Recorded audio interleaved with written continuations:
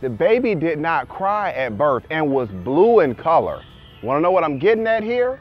Stay with me as I share with you this very important information. Hello, I'm Marcus Boston, and I'm a childbirth injury and medical malpractice attorney practicing law here in the state of Maryland, and I would like to quickly talk with you today about a call that recently came into my office. And in this call, this parent had some serious concerns about what was going on. And I'm going to give you some background as to the basis of this call. Well, this person called me and said that during their wife's pregnancy, everything seemed to be going fine. There were no problems. Checked into the hospital, everything still looked to be well. But during the delivery, in his words, there were some complications that arose. And he and his wife, they had some serious concerns about what was going on. The doctors and the nurses assured them that everything was still fine and that a vaginal delivery was the way to go. Well, when the baby arrived, this is what happened. The baby didn't cry. The baby was blue in color, and the baby had to be taken to the NICU.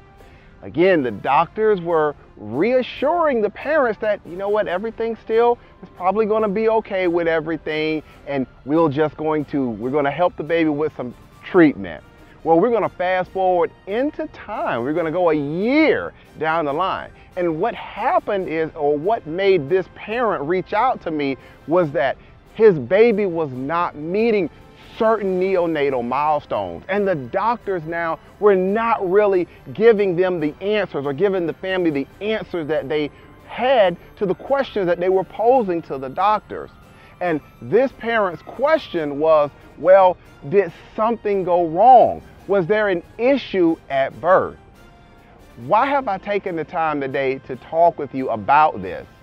Because I'm trying to give you insight into this process. You may be watching this video right now because your child was blue in color, or your baby did not cry at birth, and now you're wondering what's going on. Your baby's not meeting certain neonatal milestones, and now you've been told that there's a possible brain injury. If you have questions like this, this is what I invite you to do. Go ahead and pick up the phone and give me a call. I can be reached at 301-850-4832, or if you prefer, you can send me an email to medicalinjury@bostonlawllc.com. I'll be happy to talk with you about your situation and do an investigation into things like your baby's fetal heart strips, and looking to see was there heavy meconium at birth. All of these things that a Maryland medical malpractice and childbirth injury attorney will be doing in an investigation to help you get the answers that you deserve.